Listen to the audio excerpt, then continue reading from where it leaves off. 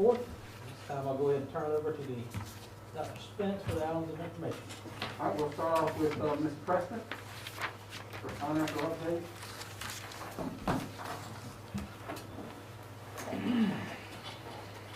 So, I know we got an FAQ today. We've had a lot of questions about the $1,000 that the governor is talking about. And we got an FAQ today on that, and I don't know if you had a chance to read it. But it's now considered a retention bonus, called retention bonus for Georgia teachers and school-based staff. And basically, you know, twice a year, all the boards of education in the state of Georgia has to transmit their current staff and the type of job that they have. It's called a CPI code. And they're going to use that information to determine what jobs get the money. So the governor is going to ask the board in March to approve this program, and it's federal money.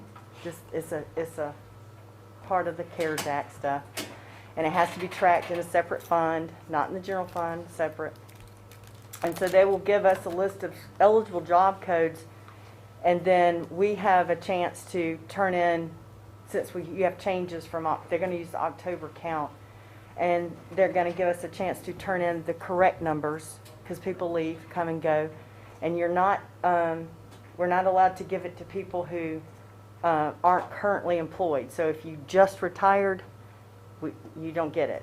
It's only people currently employed. And it talks about it is not subject to teachers' retirement because of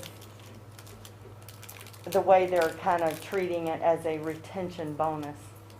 But it is subject to taxes, of course, it's taxable income. And it does talk about the LEA can expand the bonus to other staff, not just the ones listed on the job codes that they give us, by potentially using the other CARES Act money that we get. And I'm asking our Title I person to contact the state to make sure I'm reading that correctly. But that's a local decision that can be made. And it's no longer, the last rendition we got was anybody that made less than $80,000 was getting that, but that's not in the mix anymore. It's purely based on job codes. But anyway, I thought that was an interesting FAQ we got today. That could change, though. It keeps changing, but it is going before the board in March, the final thing. But anyway.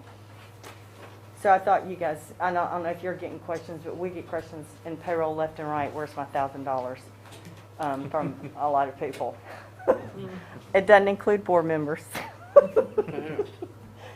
Anyway. Wow. So tonight I have the January financial report for your review. There were no overall budget changes to the general fund that changed revenues and expenses for the month of January. The year-to-date revenues represent 79.7% of the budget, which is pretty much on target with last year, which is surprising. Local tax receipts for January were $1.7 million. The year-to-date expenses represent 53.5% of the budget, and we're 58% through the year. December sales tax collections were received in January in the amount of $2.2 million. That is 7% higher than last January. And the year-to-date collections from January of this year to last year is 13.88%. So still getting strong sales tax revenues. Any questions on the financial report?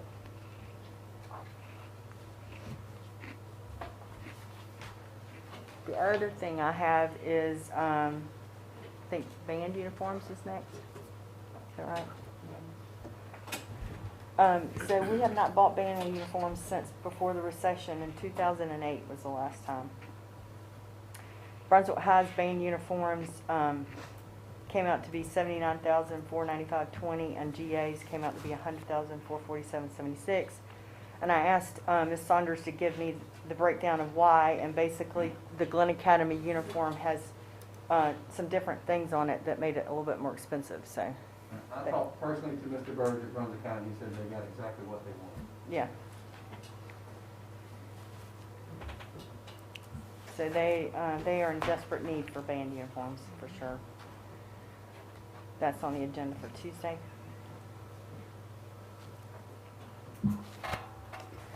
Then the other thing I have is switches for the new Altama. And we would like to award the bid to Prince Technology for $82,240, the lowest bidder. And we have bought from them before.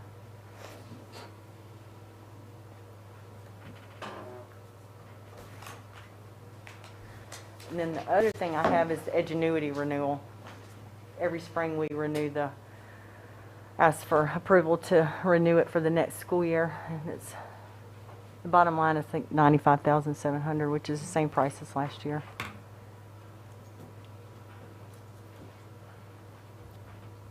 I can't read that. That's what it says. Any questions for Ms. Preston? Thank you very All much. right, thank you. Thank you. Dr. Whitehead will give us a COVID update. Afternoon. Good afternoon. So our numbers are actually looking better today when we're meeting, so that's always a positive. The last time we met, our 7-day rolling average was 41 cases, and today it is 12.4. So 7-day average coming down, although yesterday was 15, so it'll probably bump up a little bit. The actual percentage of people testing positive last week was 5%, and that is compared to 10% around the last time that we met. And our 14-day community transmission index, when we met on February 4th, was 578.8, and today is 241.7. So that's good news for us and the community as we look to hopefully find some other ways to help mitigate, which include vaccination for educators. That information was released by the governor at the end of last week, that as of March 8th, educators are now eligible to receive the vaccine. And so working with Department of Public Health, we've established 2 clinic times specifically for Glen County Schools employees. And the first day of appointment starts next Friday. We'll have appointments at the health department on Friday, but it will be only Glen County Schools employees coming in for those vaccines from 2 to 6. And on Saturday, we'll be set up at Brunswick High School, and we'll be there from 8 to 12:30 for appointments. We'll have the capacity to vaccinate about 36 people every 15 minutes. And so we will be able to vaccinate over 1,000 people if that many people decide that they want to take advantage of the opportunity. The online scheduler, we're scheduling in-house for these appointments. The scheduler went active yesterday. And as of right now, we have 479 employees who have made an appointment time to come during one of those events to receive the vaccination. And some of our school nurses will be participating to help us take care of that number of people. They are actually doing rotations at the health department this week to get checked off, because there's specific training to the vaccine and the screening that you do with someone as you're preparing to give them the vaccination. And then we have advanced healthcare science students at GICA that will be helping us during the events to do temperature checks and screenings and doing scribe work, so they can earn some volunteer hours that they need, and it will be totally relevant to what their training would have them do. So we're excited to include those people in our clinics as well. So I don't know if you have any questions about any of those things. The vaccine's open to all employees? We have been told that it's open to local Board of Education employees, yes. So we have, we prioritize some of our appointments Friday afternoon from 2 to 3, the 2 to 3:15 slots for non-instructional staff, so that we can save the after school hours appointments for our teaching staff. So we won't have to worry about coverage in the schools during those times. So. It's a good idea, glad to hear it. So we're looking forward to having that event, and Dr. Spence has the first appointment Friday afternoon. So he stepped up to make that first appointment, and so just look forward to another opportunity to help, hopefully, with the overall situation. And the weekly chart coming out tomorrow.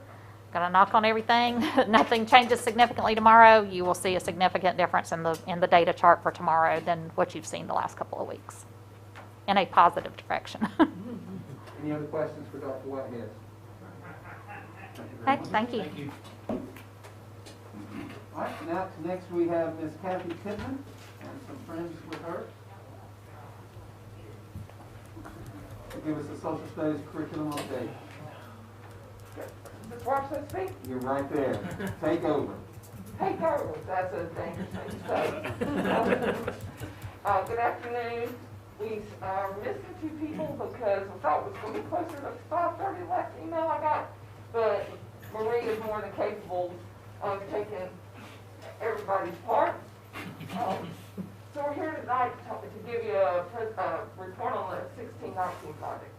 And if you go to the next slide, our committee members are Ms. Casey Kaysen, who's an AP U.S. History teacher and department chair at Brunswick High, Ms. Marie Feasel, who teaches AP U.S. History and U.S. History at Glen Academy, Mr. Jason Vaughn, who teaches African American Studies and U.S. History at Brunswick High, and me. The 1619 project was published in the August 2019 edition of the New York Times Magazine to commemorate the 400th anniversary of African Americans landing on the soil of what would become the United States in 1776. The intent of the project was to bring greater awareness to the contributions of African Americans and the impact of slavery on the development of our country. The journalist who wrote it, Ms. Nicole Hannah-Jones, won the 2020 Pulitzer Prize for commentary. Okay. I want to emphasize that the 1619 project is not a curriculum. And when you see headlines in papers and stuff that say that 3,500 school districts have adopted this as a curriculum, that's kind of misleading. It is not a curriculum. It is a collection of supplemental resources. So it's a series of essays, and some teachers have made lesson plans to supplement that. It's published on the Pulitzer Center website. I've gone through some of those lessons. Some of them are fascinating. I looked up and it was 3 hours later. Teachers in Georgia, though, use the Georgia Standards of Excellence as the framework for instruction in United States history, because we're bound to by law. And so, we would be, we would be negligent if we didn't, because that's what the end of course is based on. However, resources from the 1619 project may be used by some teachers in our district when appropriate to supplement the GSE standards. There is some really good stuff there.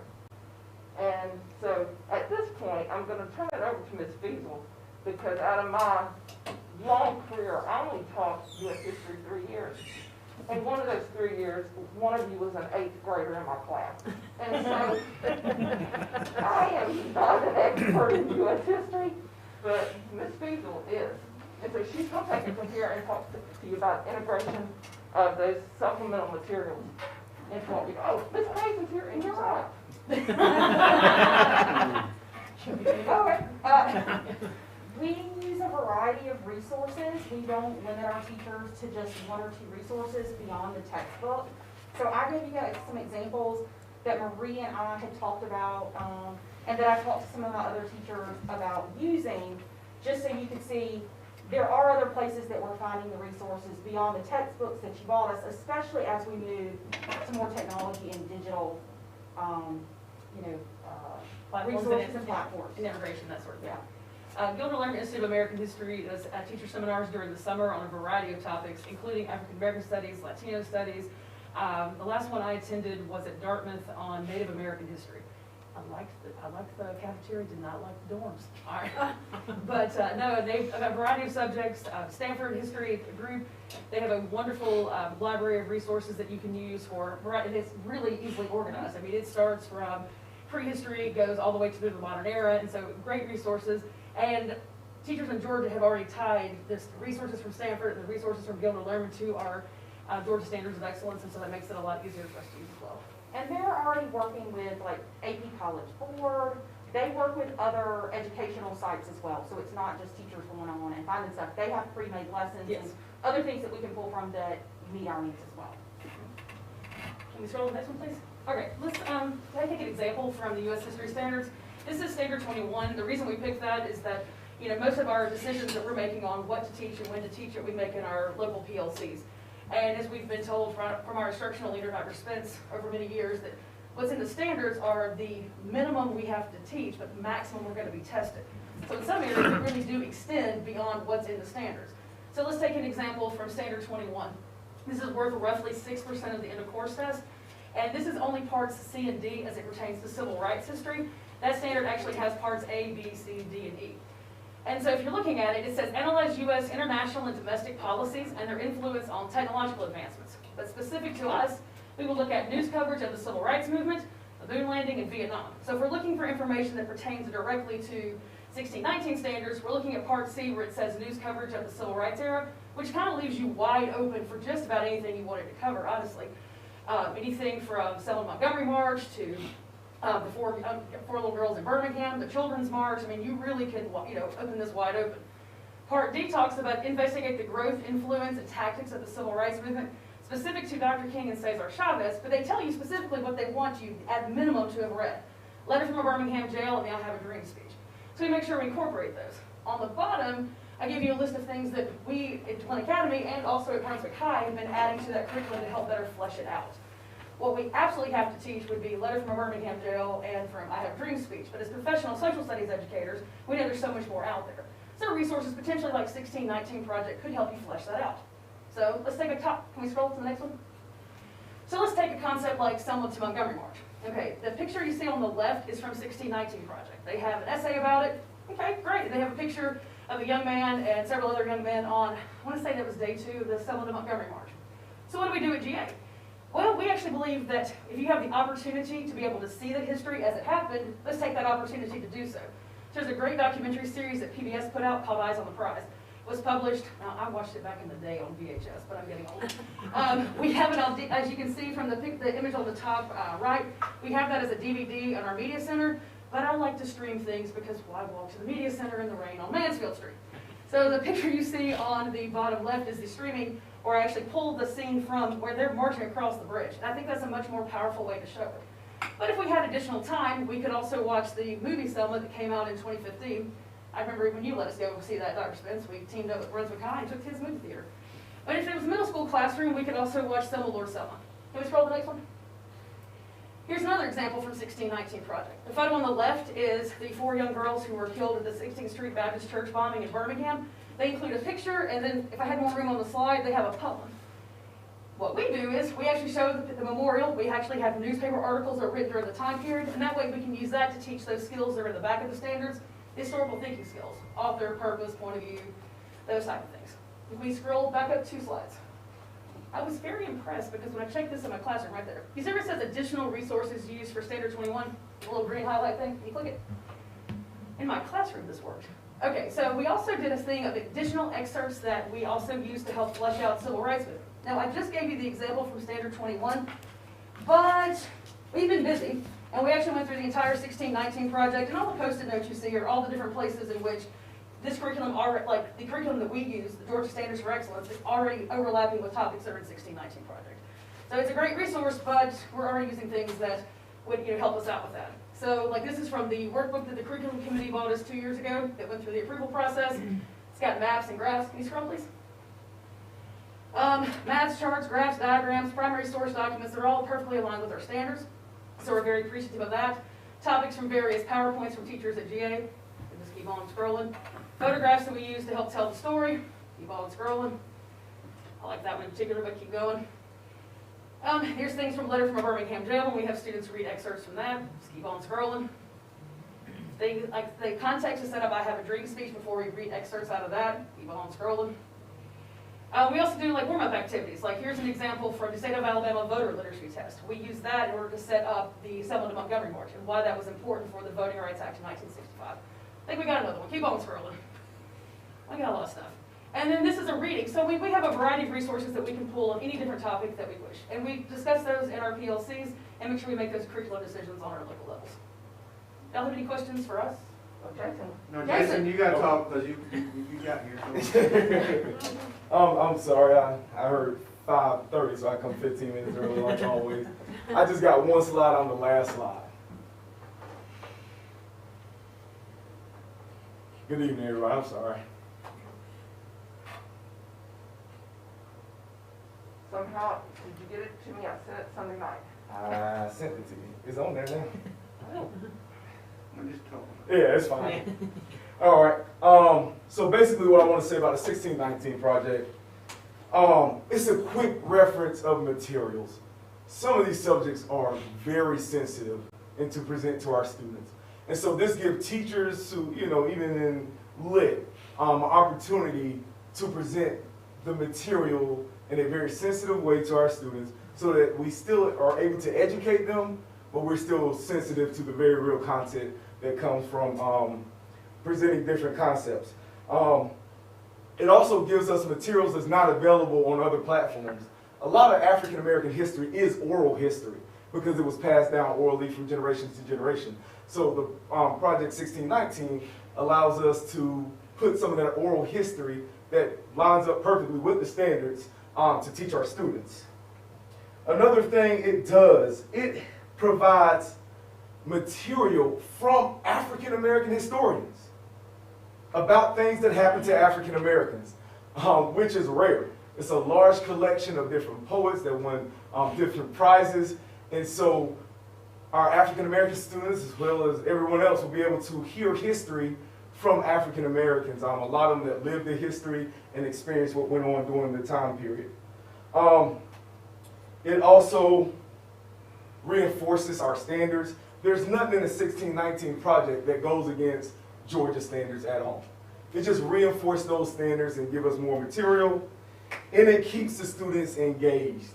It gives them more stories, and with the updated poems from those recent poets such as Yusef and Tess, like the students love hearing those poems, and they remember those poems, and they remember the content of that poem. And I had a slide from Crispus Attucks, of course, the Boston Massacre, the African American that lost his life during the Boston Massacre, and Yusef paints a beautiful poem about him being part of the Sons of Liberty, his work in Boston, and it shows a time period in which America was really coming together to fight for a cause, and it's inclusive of African Americans.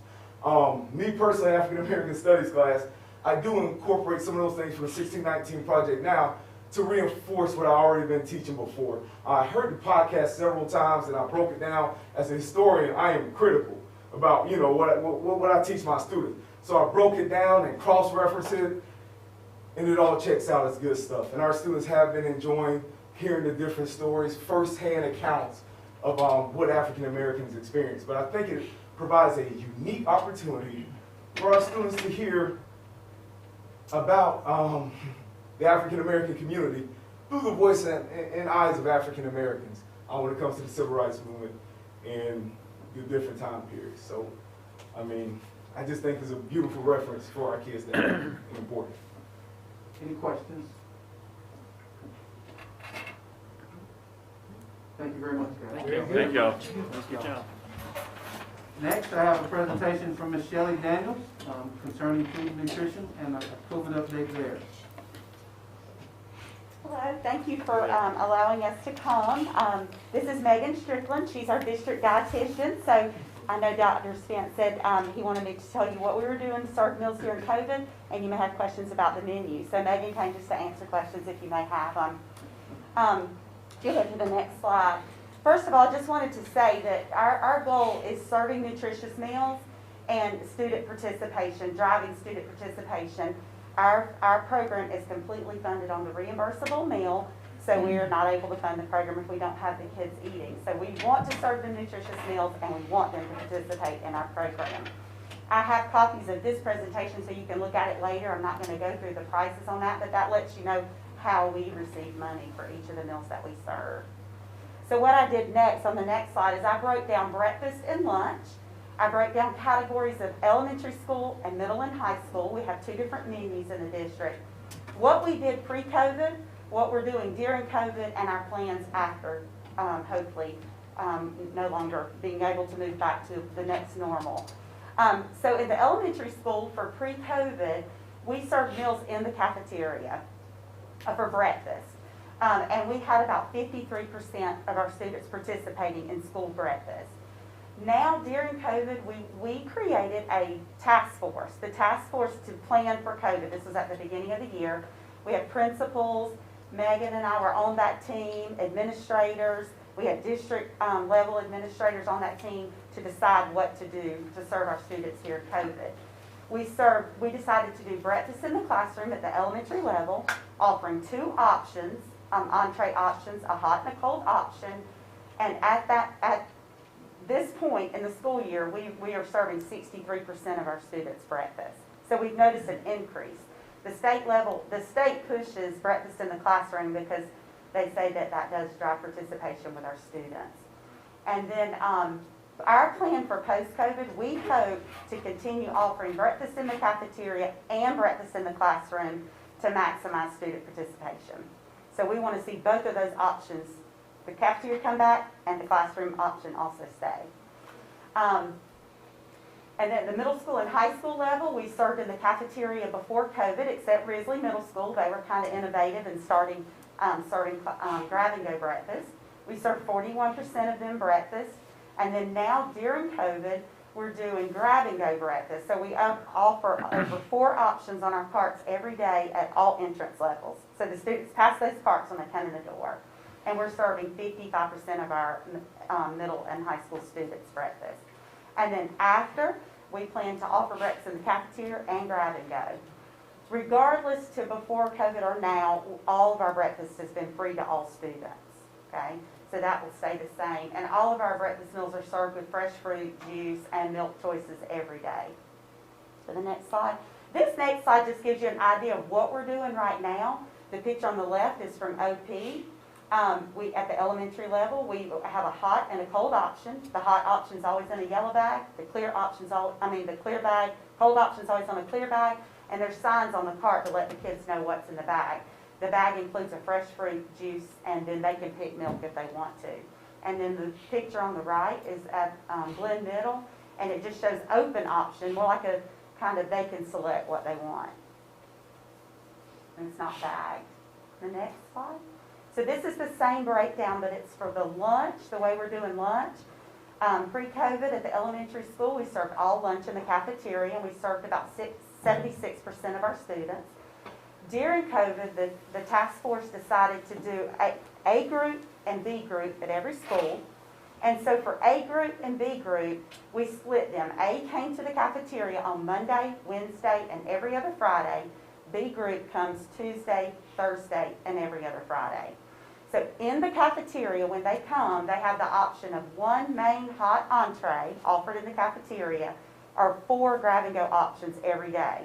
That being like a wrap, a salad, a yogurt meal, sandwich meals, PB&J meals, things like that.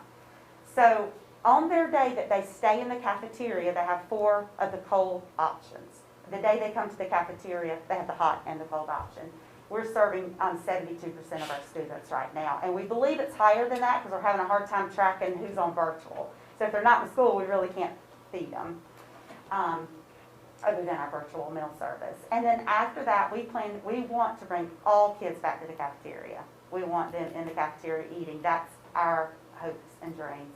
Increase the number of available options. And then at the middle school and high school level, the only thing different is the A and B group. All of our middle school and high school kids come to the cafeteria and they can choose any option. But if you see this picture on the bottom right, we started voting the options, and now we're trying it at the elementary level, and that's what they came in. But our administrators told us, if you can put it in a boat, whether it's a hot meal, they can eat in the cafeteria or they can easily take it back to the classroom. So we don't limit their options, other than we did not do a Southern Cooking Trade meal until January. So you'll see in January we reopened what we call our dailies line, and it's a Southern type cooking. And we're now feeding 73% of our students lunch at middle and high school. We want to return all kids back to the cafeteria when we can, as soon as we can. That's really all we have, unless you have questions for us. It's just kind of letting you know what we did, what we're doing now, and our plan going forward. I have a question. Okay? As far as elementary goes, the thought around the COVID Mhm. situation to have only one hot option, is there a reason for that Well, versus the two? yeah, I think the concern is because the A and B group, what we did is we did the same entree Monday and Tuesday, Wednesday, Thursday, and every other Friday. So the kids that got offered, say, nachos on Monday, very popular item, the kids that came on Tuesday got nachos offered. We've had 4 schools, principals that kind of chose to step off of the plan, and what they do is they bring all their kids every day and take all their kids back to the cafeteria. So what that happens when you do that system that is not what the task force planned, is they get offered the same thing on Monday and Tuesday. Then they get offered the same thing on Wednesday and Thursday, because they're operating different than what it was set in place to do. So we can always offer more hot options at the elementary level, but one of the things that was very important when we met was keep it simple so it stays fast. And we need to get the kids in the cafeteria, and we need to get them out as quickly and safely as possible. So when we do offer 2 hot options when we move the plan to go back to the cafeteria. Right, which is what we did before, Yeah. too. So I was just curious as to the reason to put that back. The other question I have relates to how you measure participation. It's just the number of children that buy the lunches, right? Well, actually, so it's total enrollment versus how many students eat with us. And that's when I say on the participation, we think our participation is higher, but we haven't been able to determine. We're taking total enrollment and we're including virtual students versus how many students we're feeding. So we're really serving more students than it appears on here. Percentage-wise, it's hard to look at percentage that way because half of the students, we couldn't feed them if they're not here, but they're still in their enrollment number. Right, and they're eligible to get the meal. They are if eligible to choose. get the meal. Right. Yeah, and we're serving about 2,000 meals on Tuesday from 4:30 to 5:30 at Brunswick High School to our virtual students. It kind of goes back and forth. We have about 150 to 200 students come because they don't necessarily have to be on virtual to do that. It's open to the community as well.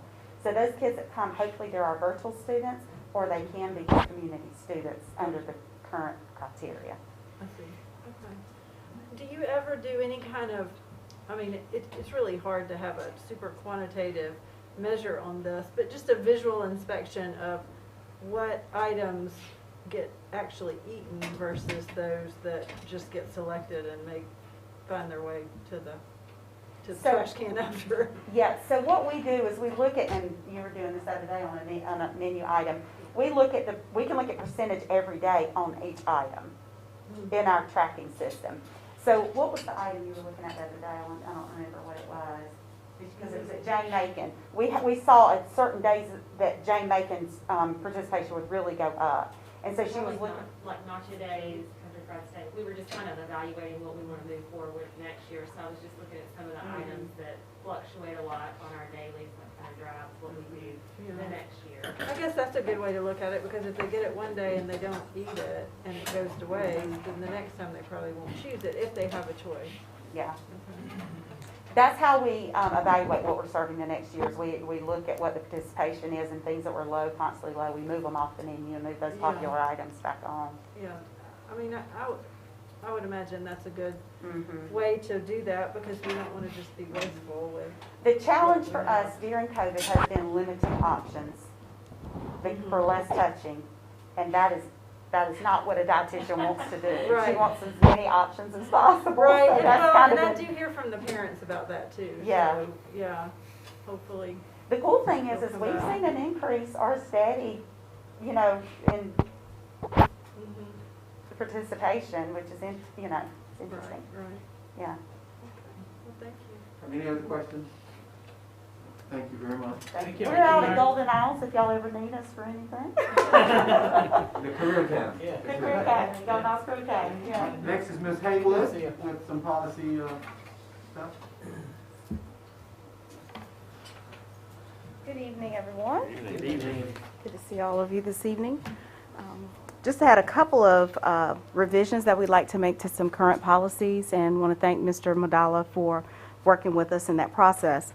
The first one we'd like to look at is the student attendance.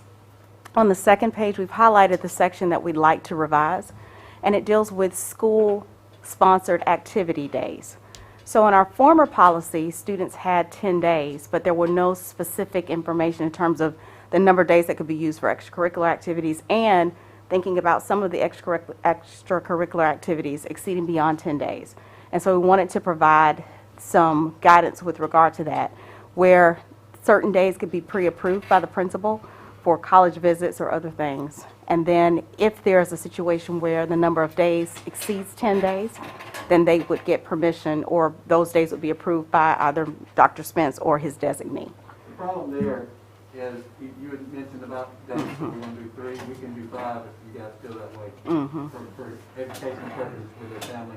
But Mike, you probably remember this, if we went over 10 days, like 12 or 15 years ago, then we had to come to the board as a principal or coach and say, Johnny's been over 10 days of SSA, we need to extend that.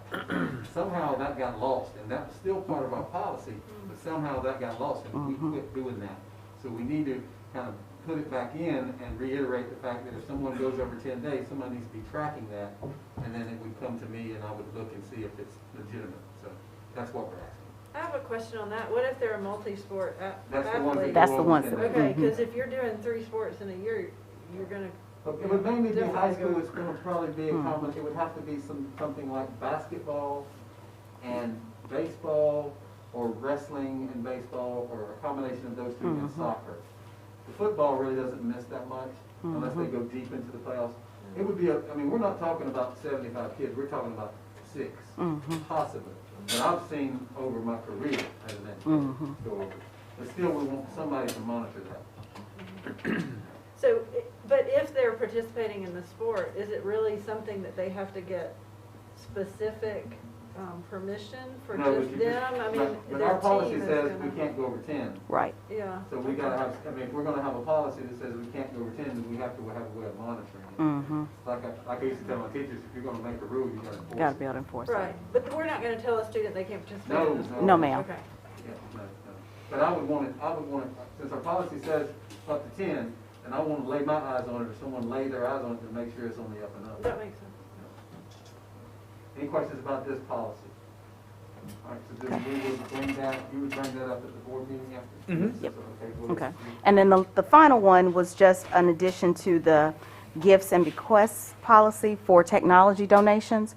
The concern was that many times we may get donations that are not items that are up to the same standard of what we have as our district, and so it becomes more of a financial burden on the district. And so what we were hoping to do is just to have something in place that says any technology gifts or donations would align with what we currently have in place. And so those are the 2 that we had. Any questions about that one? Okay. Thank you, ma'am. Thank you all. Thank you. Now, Mr. Boudreaux. Well, we vote on Tuesday, or what I'll do is I'll put it on the table on Tuesday and then wait 30 days. We don't have to, but it's not significant right now. Alrighty, hello everybody. Alright, start off our report with Glen Academy. Happy to report that on the physical education edition we've installed the new sewer line. That'll clear the way for some more site work and demolition, which will be starting pretty darn soon. Once we get out of the cool weather and can shut down all the HVAC, we're going to go ahead and demolish the old weight room and the equipment room and start with the new building. Altama Elementary School replacement. Well, we're not out of the woods yet.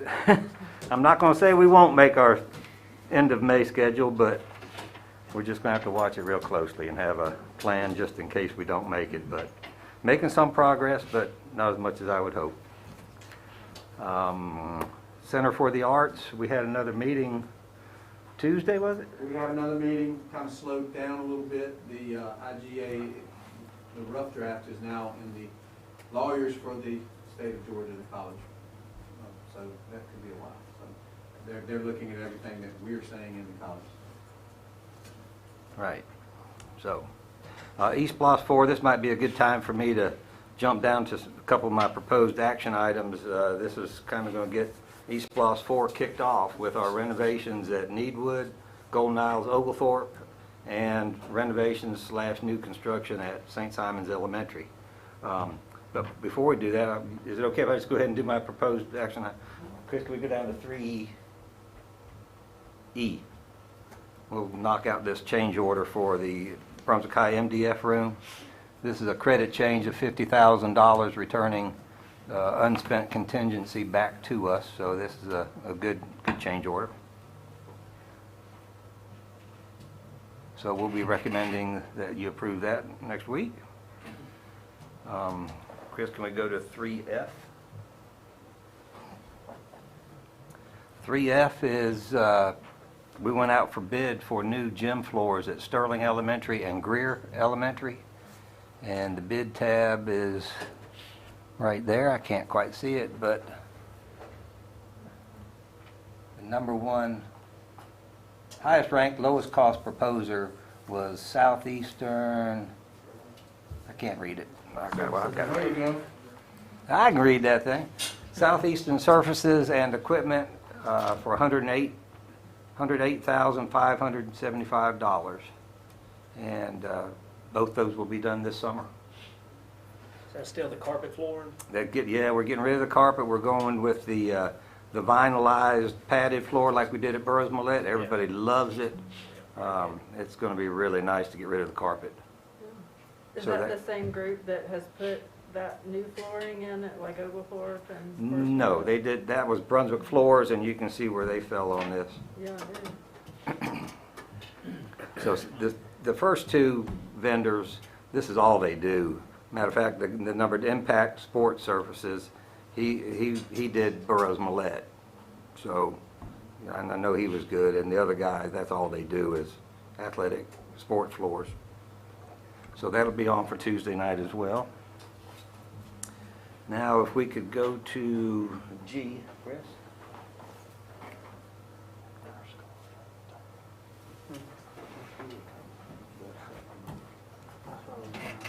Now, was that per school, ignorant question, was that per school or total for both schools? That's total for both. Okay, all right, thank you. Which is really a pretty good deal. Yeah, I have no idea what it cost. That's tearing out the old carpet and putting this stuff and putting lines on it. It's really a pretty good deal. Yeah. Let's see what this, okay, let's look at this one first. All right, here's our rating form for the renovations at Needwood, Golden Isles, and Oglethorpe Point. Lavender and Associates was our highest rated and lowest cost qualified respondent. As you can see, his fee will be $1,230,200 with a pre-construction fee included in that of $15,000 for all three projects. So we will recommend that we proceed with that next week as well, so we might have a chance of getting some work done this summer, so we can get on with it. Can you remind us what we're renovating at Needwood?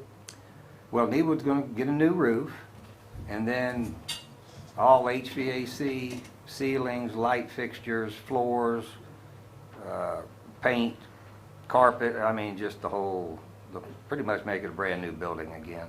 Exterior too? Exterior be cleaned up a good bit. It needs some pressure washing. Yeah. But no paint or anything, you're not gonna paint the brick or anything? It just, that brick, I don't know, just kinda, I don't know, when you pull up there, it just kinda. it's not the prettiest color in the world, but No. it cleans up pretty well. Okay. God, don't start painting brick. What?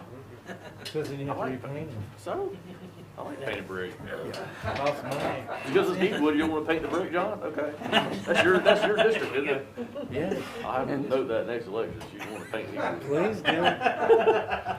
And I know you don't mind wasting money. If you priced it, you might not like it quite as well. I don't know.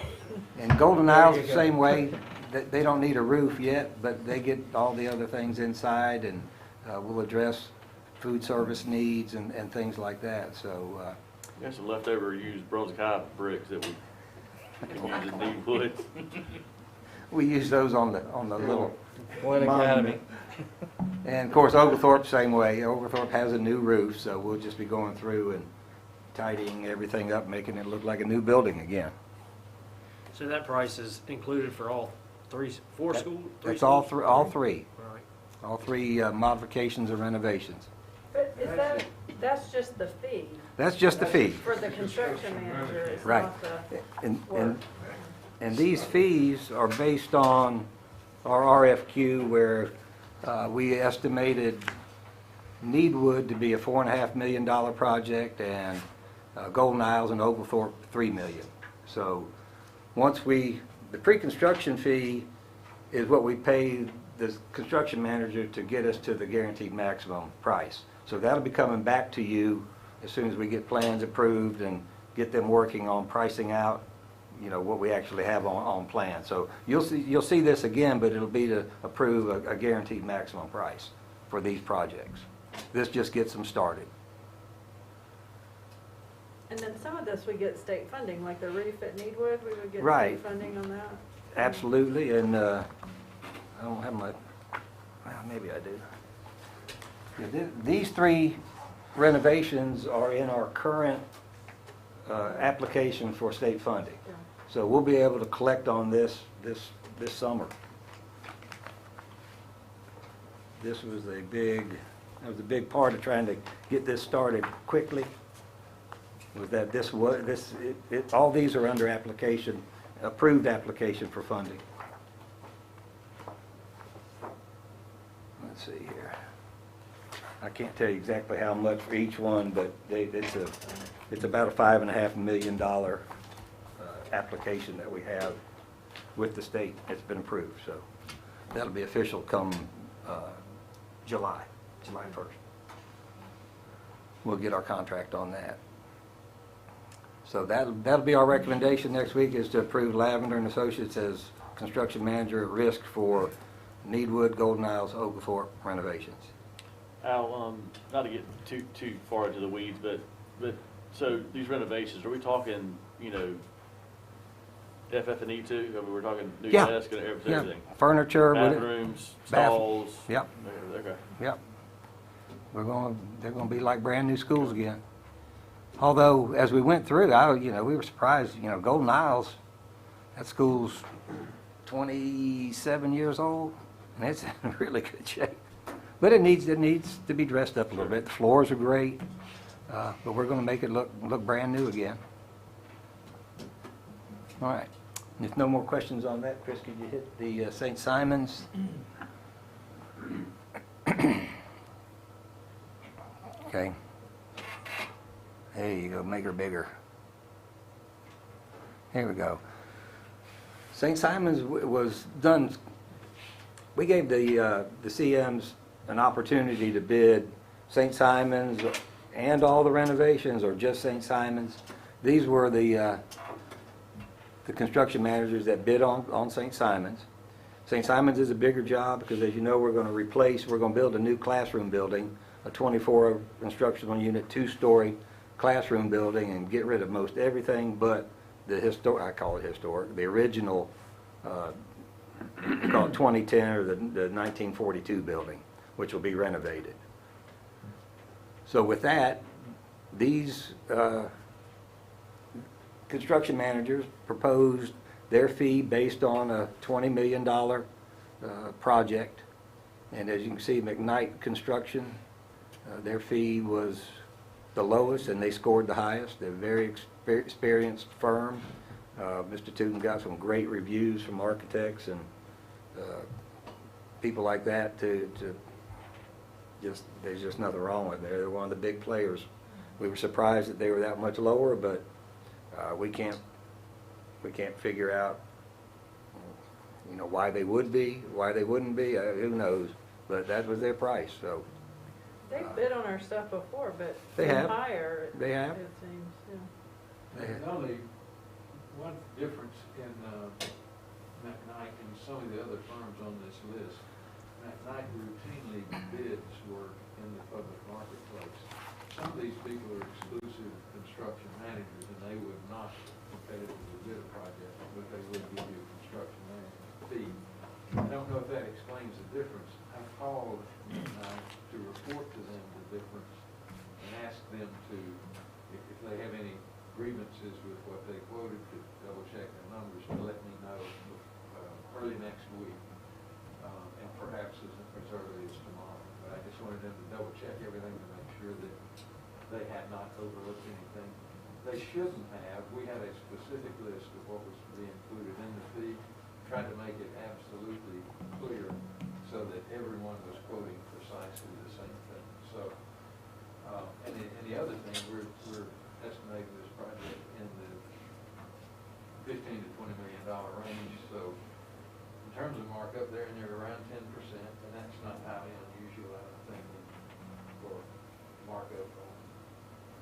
It's not from a percentage standpoint. The only thing I would caution you on is we're using the general term fee, but it's actually fee and general conditions, general requirements, which is a list of things that John was referring to.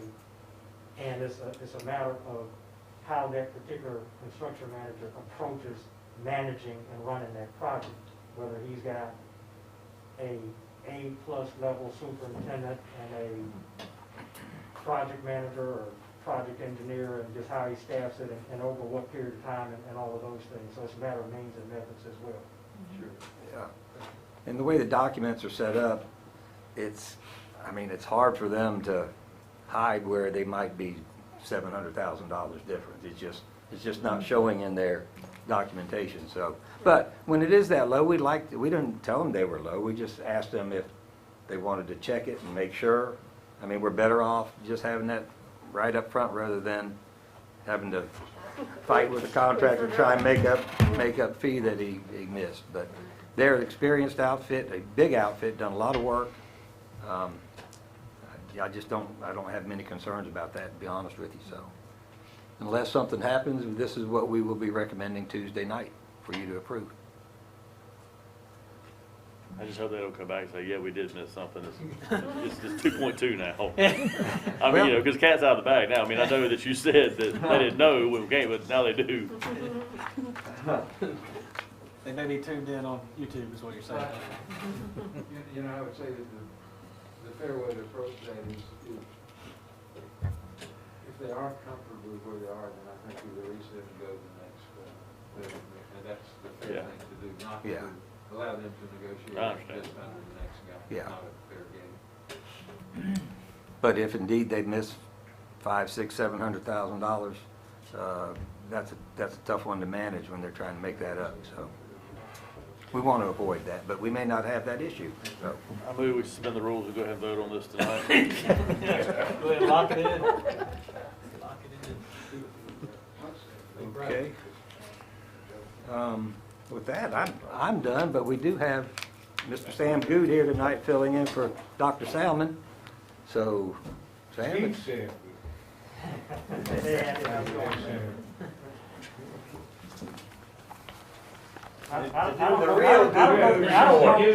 The real good report. I don't know that anyone can fill in for Steve, but I'm going to do the best I can to give an overview of the report that you've got there. So on page 1, this is really just a written overview of what Al has just gone through. So I'm not going to say much about that. I think it's pretty self-explanatory, but I may refer back to a couple of things as you flip through. If you go over to page 2, what I would note there is that these are 4 active projects in SPLOST 3. And Al has talked about those. The other thing that I would say as it relates to SPLOST 3 is that in addition to these 4 active projects, there's still 3 projects that have not started yet. And if you go back over to page 1, I'll tell you what those 3 are. It's phase, let's see, that's going to be phase 13. There's some minor renovation at Glen Academy. that's still in the programming phase or will be in programming phase in July this year. And then right under that, the bus loading area at Glen Academy. The design is scheduled for May of this year, and that's a little small, I think $100,000 project there. And the minor renovation work above that, well, I think it was about $1 million. And then, of course, earlier you talked about the Performing Arts Center, the Performing Arts building. That's still left yet to do, too, out of SPOS 3. And let's see, I don't want to miss anything here. I'll look over on my cheat sheet here. So that's it for page 2. And if you go over to page 3, the big thing I would ask that you take a look there is in blue. We've got our total receipts now from SPOS 3, and the total receipts ended up being at $114 million. So that was, I think, a really good thing. And out of that $114 million, we've spent $72 million. The other thing that I would note that's not on this page is that you also still have about $3 million coming in the way of state funds in addition to that yet to come. So I think we're really looking good in terms of money left to wrap up SPOS 3. And let's see if there's anything else that I need that jumps out there. Well, other than that, then I would say let's go on to page 4. And this is where we get into your funds as it relates to SPOS 4. And this is a really, really interesting number, this $1.9 million, because the thing there, well, first of all, this is a February number, but it's actually January receipts. And typically, January, those are the lowest receipts ever. And this year, we actually came in well ahead of what we were budgeting with the $1.9 million. I mean, we were actually expecting it to be somewhere around $1.7 million, but we're ahead. But the interesting thing there is, with all that's going on with the economy and COVID and what have you, we never would have expected it to be higher. And I guess what I didn't say that I'm alluding to is that this is as high as January's ever come in the entire time that you've been doing SPOS here, out of SPOS 1, 2, 3, and this is the highest ever in history of your SPOS program, which is kind of strange, but I guess you could say the same thing about the stock market. We're breaking records with everything going crazy. So, and I guess the last thing I would say is that we're working on budgets for SPOS 4. And it'll probably be a few months from now, I'm going to say maybe like June or so, where we should have completed budgets and schedule for SPOS 4. And any questions? All right. I don't have any questions, just a comment. We appreciate, of course, your hard work and your group, and of course, all of our local folks and Al and Mr. Tootin. And I don't think this will ever happen because it hasn't happened to us thus far, but I really don't want to lose track of these smaller projects that are out there and fall into the same thing the county's kind of been accused of. And just want to make sure we finish up everything we've committed to. And on time, I don't want to be 3 years at a SPOS 4 and still have other projects out there we haven't finished yet. Just don't want to lose track of those. We got bigger, some big projects on the table. It's going to be complicated with these remodels. I don't want to lose track of some of the smaller things we need to get done as well. We're tracking them. I know you are. Yeah. We appreciate it. Thank you, sir. Thanks, Sam. All right, thank you. Chairman, if you did No lie. All right. That brings us down to other. I believe Ms. Gibbons, did you have some other? Oh, Speak up. yes. Speaking of other, apologize. That's all right. Coastal African American Historic Preservation Commission has partnered with the African American contributors to education, and they came and asked me to present and support naming a road from Habersham to the Field House under the legacy of Coach John Willis, and also to name the football field house under his legacy. Jason Vaughn, who you just heard from, is a history teacher and a coach at Brunswick High, and he'll be presenting to us next week how he would like to implement this plan. But between the Coastal African American Historic Presentation Commission, which he's appointed by the county commission to serve on. They want to leave a legacy for Coach John Willis, who was a former coach and PE teacher at, I should say teacher, I don't know about PE teacher, but at Brunswick High. And they want to name, as I stated, the road from Habersham to the field house to John Willis Way and the field house under John Willis building. All right. Thanks for the heads up. So you said they will come in, or Jason's going to talk. Vaughn is going to speak He's gonna comment upon public comment. At the board public meeting. comments Okay. on the next meeting. All right. Good deal. Thank you. Any other? All right. Then I'll entertain a motion to go into executive session for any land. Personnel, legal. We'll do land, legal, and personnel, just in case land may come up.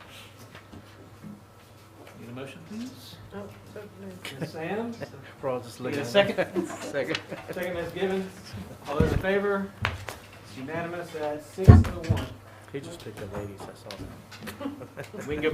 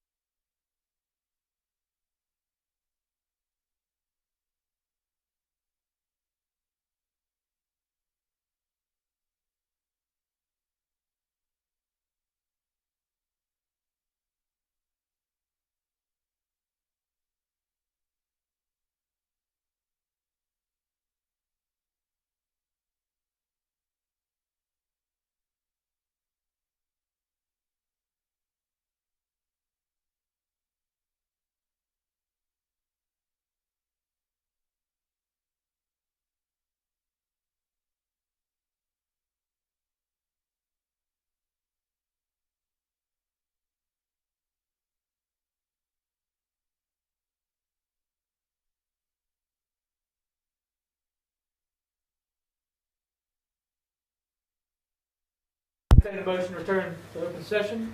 So moved. Moved by Dr. Jurgen. Can we get a second, please? Second. Second by Ms. Sams. Ms. Gibbons got it going out. All right, I entertain a motion to adjourn. So Dr. moved. Jurgen. Second. Second by Ms. Sams. All those in favor? It's unanimous at 6:55. He looks at me and calls me Miss Sam's. I don't know what that's about.